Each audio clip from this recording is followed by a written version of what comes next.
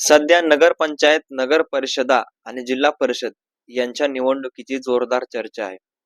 कोर्टामध्ये काल एक सुनावणी पार पडली आणि त्या सुनावणीमुळे आता जिल्हा परिषदा निवडणुकाचा सुद्धा मार्ग हा मोकळा झालेला आहे. मात्र बीडमध्ये जर वातावरण आपण पाहिलं तर बीडमध्ये बऱ्याच प्रमाणामध्ये प्रकाश सोळंकी असतील, धनंजय मुंडे असतील, पंकजा मुंडे असतील किंवा बजरंग बाप्पा सोनवणे असतील, यांच्यामध्ये कुठंतरी वेगवेगळे स्टेटमेंट आपण पाहिले त्यांच्या एकमेकांच्या विरोधामध्ये.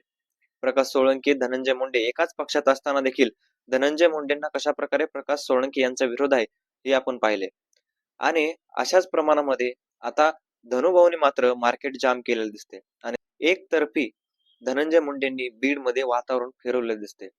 नेमकं वातावरण फिरवलंय असं आपण का म्हणतोय आणि बीड मध्ये सध्या धनुभाऊचं वातावरण किंवा धनंजय मुंडे यांनी वातावरण कशा प्रकारे फिरवलंय हेच आपल्याला या व्हिडिओमध्ये पाहायचं आहे. नमस्कार, मी रंजित आणि मुद्दा हक्काच्या या चॅनलवर तुम्ही नवीन असाल तर चॅनलला सबस्क्राईब करा, कारण आपल्या चॅनलवर आपण असेच वेगवेगळे विविध माहितीपूर्ण व्हिडिओज खास तुमच्यासाठी घेऊन येत राहत असतो. मंडळी, धनंजय मुंडे धनंजय मुंडेवर मोठ्या प्रमाणामध्ये आरोप झाले आणि ते आरोप इतके धक्कादायक होते की वेगवेगळ्या खुनामध्ये आरोप झाले, वेगवेगळ्या गोष्टीमध्ये आरोप झाले, वेगवेगळ्या आता जरांगे पाटलांचं प्रकरण पाहिलं आपण की जरांगे पाटलांना सुपारी दिली अशा प्रकारचं प्रकरण समोर आलं.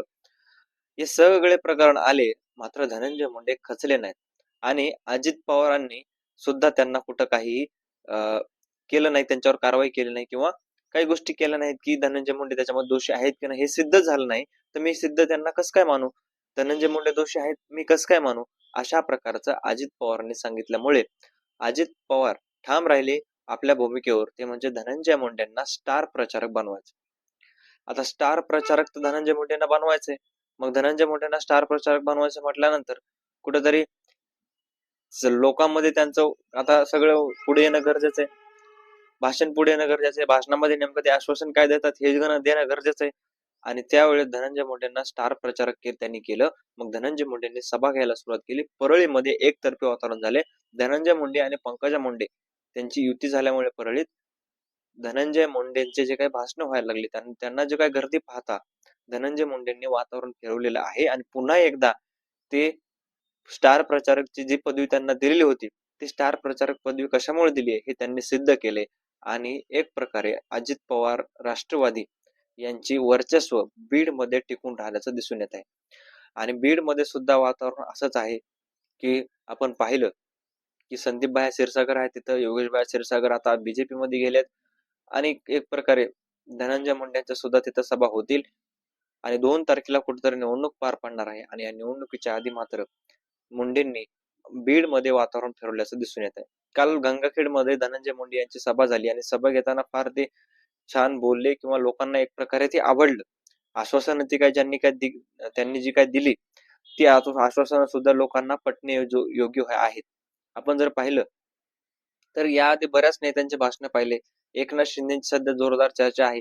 एकनाथ शिंदेना कम्पेअर केलं जाते, रील स्टार आहे एक भैया गायकवाड त्याच्यासोबत कम्पेअर केलं जाते, लगेच फोन लावतात. आपण पाहिलं की उदय सामंतांना त्यांनी कशा प्रकारे फोन लावला आणि ते म्हणाले की एमआयडीसी या भागात नाही आणि इथल्या लोकांची मागणी आहे की एमआयडीसी मंजूर करायची, तुम्ही लगेच करून टाका. लगेच उदय सामंत म्हणाले 2 महिन्यामध्ये आपण करून टाकू. म्हणजे हे सगळा निवडणुकीसाठी स्टंट किती जोरदार प्रमाणे एकनाथ शिंदे करतात हे आपण पाहिलं होतं, तरी पण वातावरण फिरत नाही. मात्र धनंजय मुंडेंनी फक्त सभा किंवा ते जर बाहेर निघाल लोकांमध्ये तर लोकांची गर्दी आणि वातावरण कशा प्रकारे फिरले हे एक प्रकारे दिसून आलेलं आहे. आणि म्हणून आता बघणं महत्वाचं आहे की परळी आणि बीड मधला जो काही निकाल येतोय, जो काही रिझल्ट येतोय त्याच्यामध्ये धनुभाऊचा किती प्रभाव पडतोय आणि धनुभाऊ यांच्यावर जे काही आरोप झालेत त्यांच्यामधून काय प्रभाव दिसतो का, का त्यांच्यामध्ये आता जी काही लोक गोळा होत आहेत, लोक एकत्रित येत आहेत, त्यांच्यावर नेमकं काय होतंय किंवा त्याच्यावर इफेक्ट होतो का मतदानाचा काही, हे बघणं महत्वाचं आहे. आणि कुठंतरी धनंजय मुंडे यांनी जे काही आपण वातावरण फिरवलं म्हणतोय या सगळ्या गोष्टीमुळे म्हणतोय की धनंजय मुंडेंनी कुठेतरी एवढे आरोप होऊन सुद्धा त्यांच्यावर कुठेही आरोप सिद्ध झालेला नाही. कृषी मंत्र्यांच्या घोटाळ्याचे किती आरोप झाले त्यांच्यावर, एकही सिद्ध झाला नाही. पण सिद्ध का होत नाही तर त्यांच्यावर ते खोटं असू शकतात आरोप, त्याच्यामुळे सिद्ध होत नसू शकतात.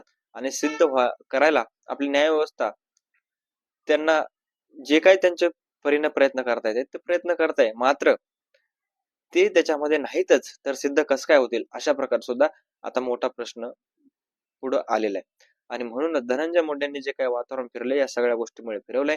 आणि लवकरच आता नगर परिषद आणि जिल्हा परिषदेच्या निवडणुका आहेत. तुमची मतं चांगल्या माणसाला द्या, चांगलं काम करणाऱ्या माणसाला द्या, पक्ष बघू नका. कारण पक्ष हे स्थानिक लेवलला बघायचे नसतात, वरच्या लेवलला पक्ष बघायचे असतात. ज्यावेळेस मुख्यमंत्र्यांची निवडणूक असते, ज्यावेळेस प्रधानमंत्र्यांची निवडणूक असते, त्यावेळेस पक्ष बघून करा.